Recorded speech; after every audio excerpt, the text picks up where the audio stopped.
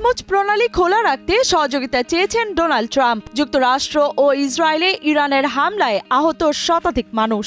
উত্তর কোরিয়া পারমাণবিক রকেট পরীক্ষা করেছে, নেতানিয়াহুকে হত্যার হুমকি দিল আইআরজিসি। এদিকে রাশিয়ায় নাকি ইরানকে ড্রোন সরবরাহ করেছে বলে দাবি জেলেনস্কির। কি ঘটছে মধ্যপ্রাচ্যে, চলুন জেনে আসি আজকের ইরান আপডেট।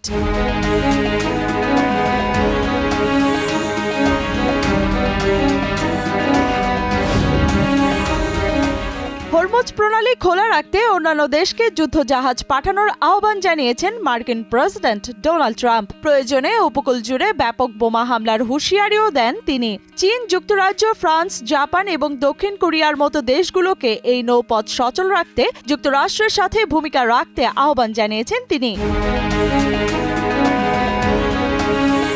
ইরানের সামরিক বাহিনীর অভিযোগ, যুক্তরাষ্ট্র ও ইসরায়েল ইরানের শাহেদ ড্রোনের আদলে তৈরি লুকাস ড্রোন ব্যবহার মধ্যপ্রাচ্যে হামলা চালিয়েছে এবং সে হামলার দায় চাপানো হয়েছে তেহরানের ওপর।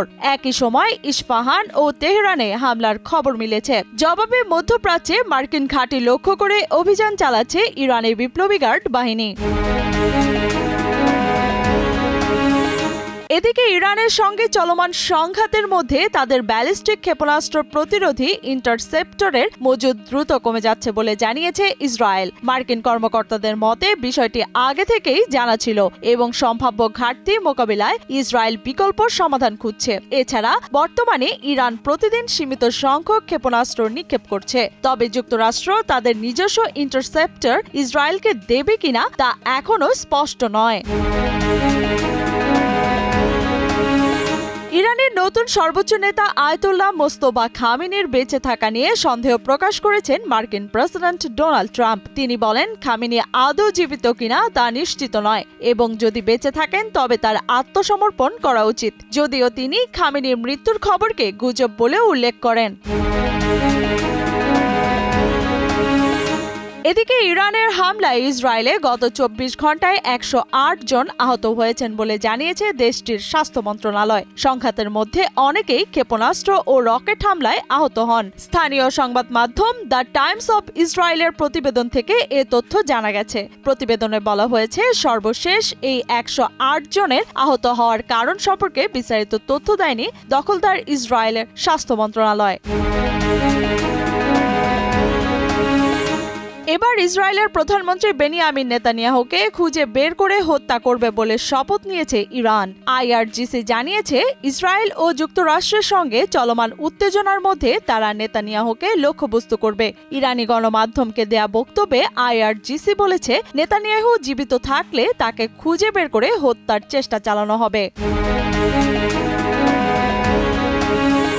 মধ্যপ্রাচ্যে মার্কিন সামরিক ঘাঁটিগুলোতে হামলায় ব্যবহৃত ড্রোনগুলো ইরানকে রাশিয়া সরবরাহ করেছে বলে দাবি ইউক্রেনের প্রেসিডেন্ট ভ্লাদিমির জেলেনস্কির। মূলত ইরানের নকশা করা শাহেদ ড্রোনগুলো এখন মস্কোতে গণহারে উৎপাদিত হচ্ছে। ইউক্রেন যুদ্ধের সফল ব্যবহার শেষে এগুলো মধ্যপ্রাচ্যে মার্কিন মিত্রদের আকাশ প্রতিরক্ষা ব্যর্থ করতে সক্ষম হচ্ছে। জেলেনস্কি মনে করেন, রাশিয়া ও ইরানের এই সামরিক ও প্রযুক্তিগত জোট মধ্যপ্রাচ্যের নিরাপত্তা পরিস্থিতি আরও অস্থিতিশীল করছে। বিশেষ করে উপসাগরীয় দেশগুলোর আকাশ প্রতিরক্ষা ব্যবস্থাকে ফাঁকি দিয়ে ড্রোন হামলার সম্ভাবনা আন্তর্জাতিক উদ্বেগ বাড়াচ্ছে।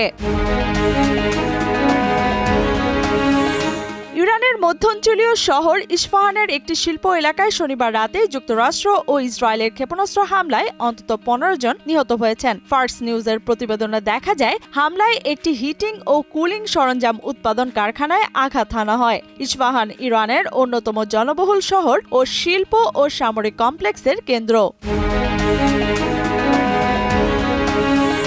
মধ্যপ্রাচ্যের উত্তেজনার মধ্যে সৌদি আরবে অবস্থানরত নাগরিকদের দ্রুত দেশ ছাড়ার নির্দেশ দিয়েছে যুক্তরাষ্ট্রের দূতাবাস। রিয়াদে অবস্থিত মার্কিন দূতাবাস জরুরি সতর্ক বার্তায় বাণিজ্যিক ফ্লাইটে দ্রুত ফিরে যাওয়ার আহ্বান জানায়। এদিকে প্রেসিডেন্ট ডোনাল্ড ট্রাম্প প্রশাসন বলেছে, নাগরিকদের নিরাপত্তা এখন সর্বোচ্চ অগ্রাধিকার। এবার পারমাণবিক ক্ষমতা সম্পন্ন নতুন রকেট লঞ্চারের সফল পরীক্ষা চালিয়েছে উত্তর কোরিয়া। দেশটির নেতা কিম জং উন নিজেই উৎক্ষেপণ পর্যবেক্ষণ করেছেন। রাষ্ট্রীয় বার্তা সংস্থা KCNA জানিয়েছে 600 কিলোমিটার ক্যালিবারের 12টি রকেট 420 কিলোমিটার দূরের লক্ষ্যবস্তুতে নিখুঁত আঘাত এনেছে। কিম এই রকেটগুলোকে অত্যন্ত প্রাণঘাতী অস্ত্র বলে অভিহিত করেছেন। লিয়ানা শারমিন, সময় সংবাদ।